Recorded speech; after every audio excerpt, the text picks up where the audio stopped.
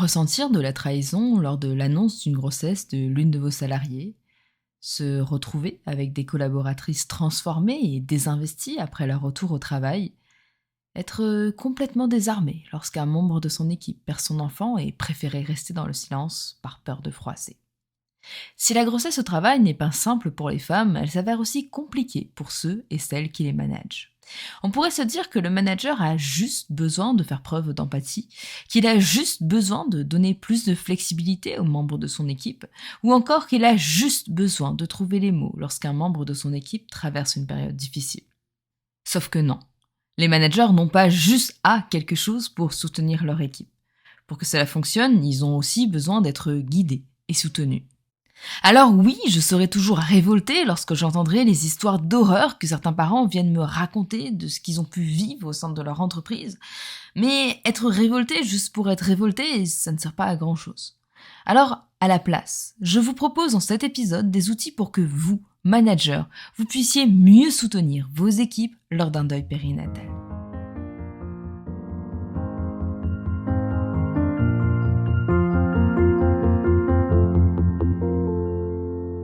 Allô, c'est Camille et vous écoutez 5 à 7 RH, le podcast où on ne vous dira pas ce que vous avez envie d'entendre, mais ce que vous avez besoin d'entendre. Et pour continuer à vous partager des histoires, des outils, des conseils, j'ai aussi besoin de vous. Besoin de vous, que vous mettiez en fait des étoiles sur Apple Podcasts et des commentaires sur les autres plateformes pour emmener ce podcast encore plus loin. Sachez que vous êtes actuellement dans l'avant-dernier épisode du thème « Quand le travail passe dans un second temps ». Pour terminer ce thème, j'ai créé une mini-série de témoignages où vous entendrez ceux qui ont vécu cette douleur de perdre un enfant, de ceux qui ont eu cette chance de pouvoir être accompagnés par leur entreprise et de ceux dont les milieux de travail ne voulaient pas faire de place aux sujets liés à la grossesse, au deuil et à la naissance. Certaines histoires seront difficiles à entendre mais nécessaires d'être partagées afin que le soutien social en milieu de travail ne soit plus déficient ni absent. Lors du dernier épisode, j'ai reçu de nombreux retours et notamment sur votre vécu et sur le fait qu'il y a aussi des employeurs qui ont été présents lors des moments difficiles que certains d'entre vous ont pu traverser. Et c'est vrai qu'il est important de mettre aussi en lumière ces employeurs. C'est pourquoi je partage aujourd'hui l'histoire de Stéphanie qui a reçu le soutien dont elle avait besoin, suivi de quelques conseils pour que vous aussi puissiez anticiper et accompagner vos employés dans les moments difficiles qu'ils peuvent traverser. Vous entendrez aussi l'histoire de Pauline qui, de son côté, n'a pas eu cette chance puisqu'elle a été poussée à revenir plus tôt au travail et a dû s'excuser auprès d'un client de l'entreprise d'avoir perdu son bébé. Je vous laisse maintenant écouter ces voix qui osent briser le silence.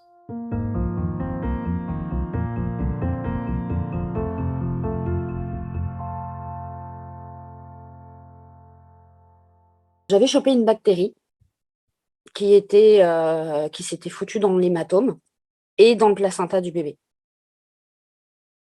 Et ce qui a provoqué donc du coup la fausse couche. Après, comment dire? T'as déjà lors de l'accouchement, tu as l'impression de mourir en même temps.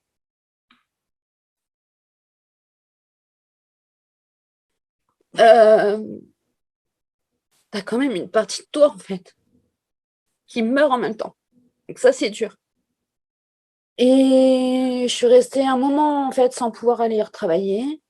Et après quand j'ai repris le travail, ma direction m'a soulagée dans le sens où ils m'ont dit de reprendre doucement. Limite, tu vois, c'était genre, vous faites pas votre boulot à 100%, quoi. Vous reprenez pas à 100%. Sur ce côté-là, ils ont été très, très, très compréhensifs. Et j'ai repris en douceur, effectivement. Eux, ils l'ont pas vécu, ils n'étaient pas là, forcément, voilà. Mais le côté humain que tu peux ressentir à ce moment-là, ouais, ça soulage. Après, c'est pas évident tous les jours, je t'avoue, franchement, clairement, voilà. Par contre, pour la deuxième grossesse, il n'y avait qu'une partie restreinte qui était au courant. Parce que c'était avant les 3 mois. Et je voulais pas l'annoncer à ce moment-là. Puisque je te dis, je l'ai découvert au moment où je faisais mon deuil. Et en fait, c'était suite à un entretien avec un de mes cadres pour un bilan pour un bilan annuel, là. Et c'est à ce moment-là que ma chef m'a dit, bah non, stop, on arrête les frais, là, vous n'êtes pas bien. Vous avez rendez-vous à la médecine du travail, donc là, stop. Là, vous êtes inapte à travailler. Donc, c'est elle, plus ou moins, qui m'avait forcée, en fait, à engager les démarches pour le deuil. J'étais pas tout à fait la même au boulot. Je réagissais pas pareil, je m'isolais, j'étais pas avec les collègues, j'étais pas avec la direction, j'étais plus dans mon coin. Et plus susceptible aussi. Mais ouais, ils ont été quand même un soutien, même. Alors, c'est pas un soutien où tu peux t'attendre comme avec ta famille ou quoi que ce soit. Mais mine de rien, ouais, j'ai eu cette chance. Ça, je sais que je pouvais me confier.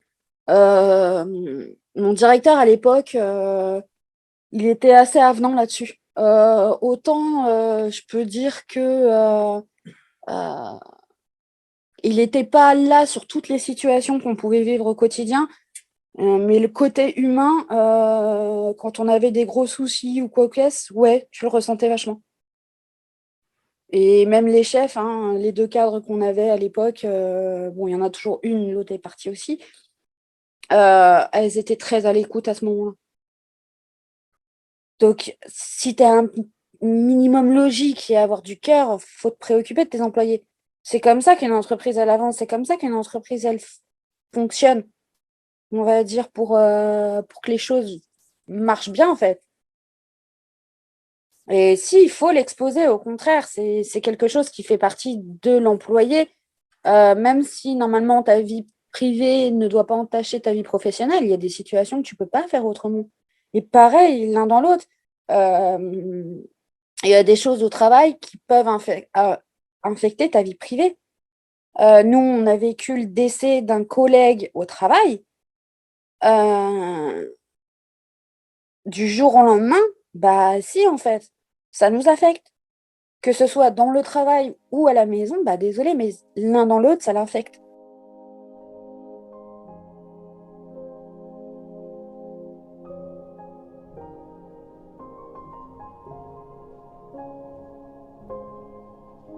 Et oui, quoi qu'on dise, vie professionnelle et personnelle sont indissociables.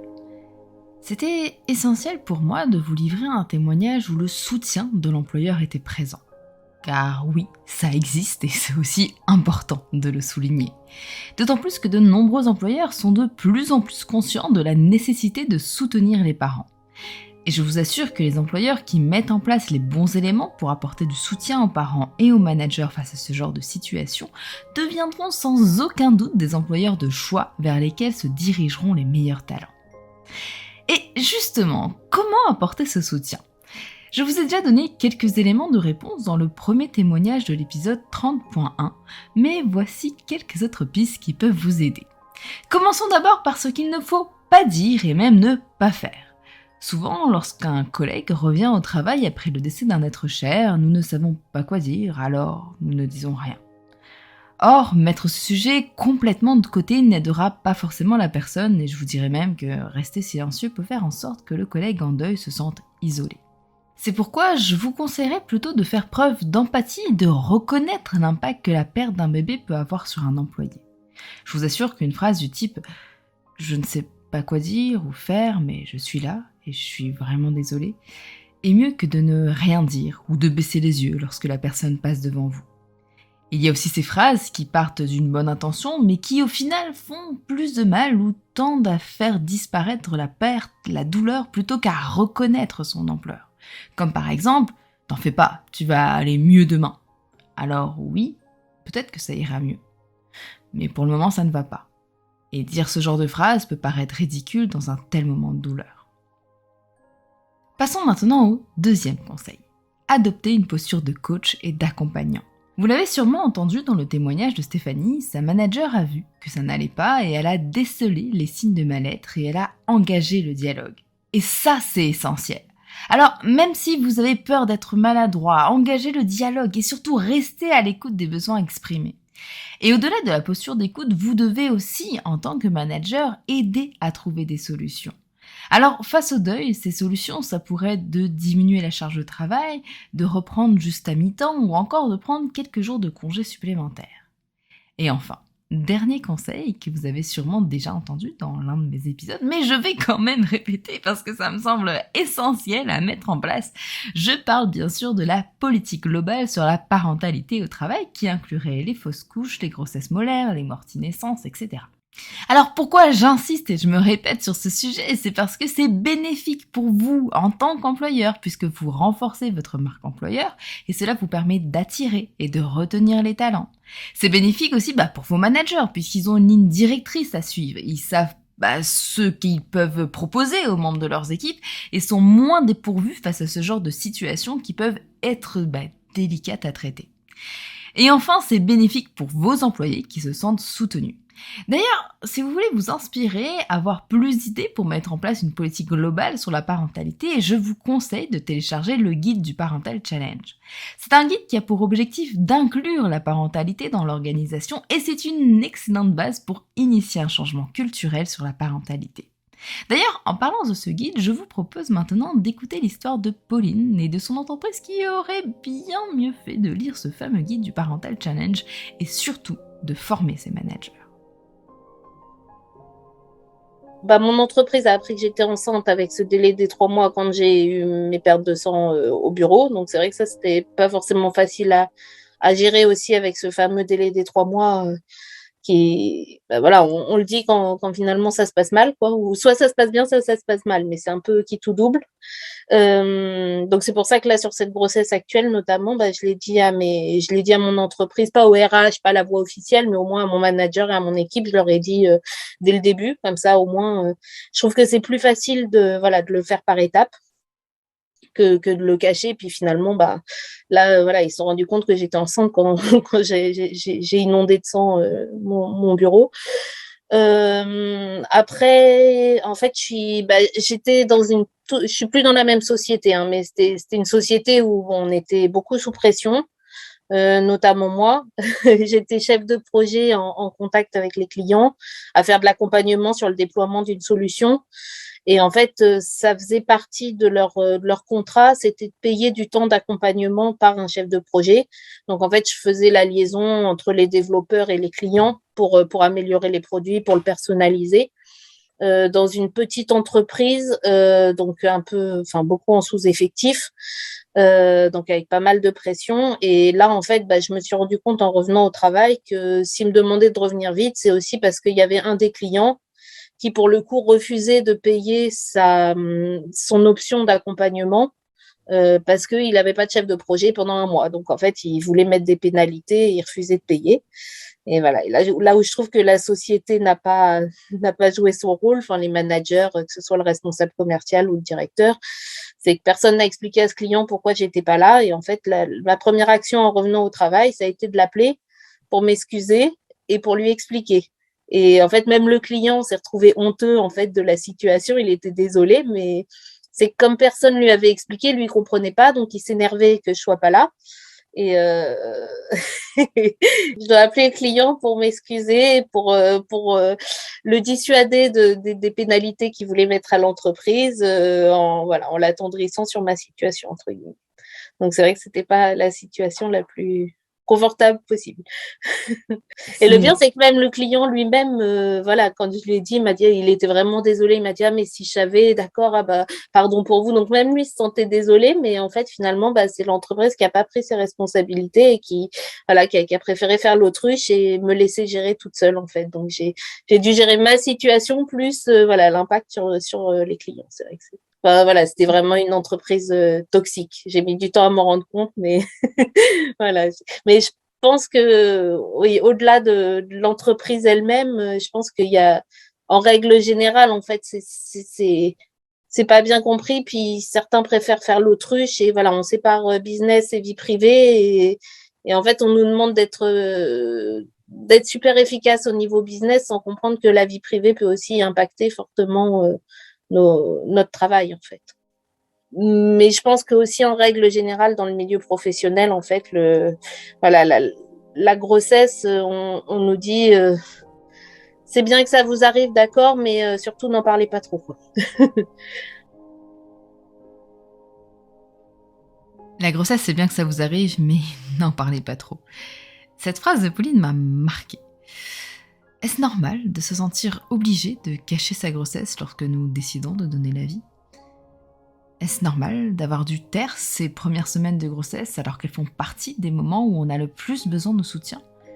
Car oui, on est encouragé à garder notre grossesse privée jusqu'à ce qu'on dépasse ce fameux délai des 3 mois.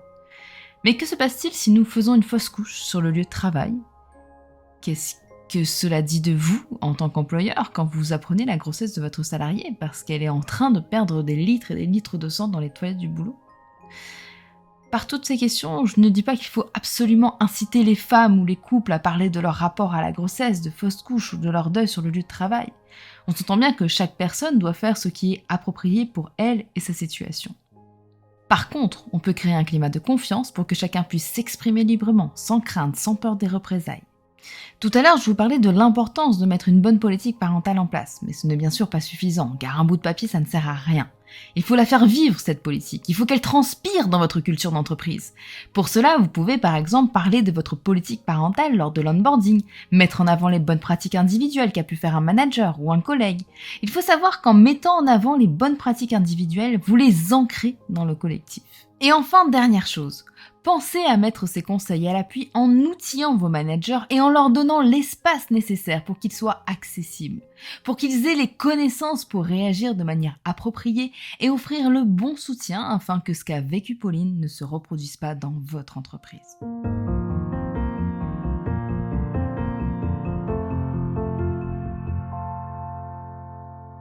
Voilà, c'est la fin de cet épisode, mais pas de cette série car je vous propose qu'on se retrouve jeudi avec une dernière histoire et d'autres conseils pour que vous puissiez mieux accompagner les salariés face au deuil. En attendant, partagez l'épisode et d'ailleurs tous les autres épisodes du thème pour sensibiliser le plus grand nombre.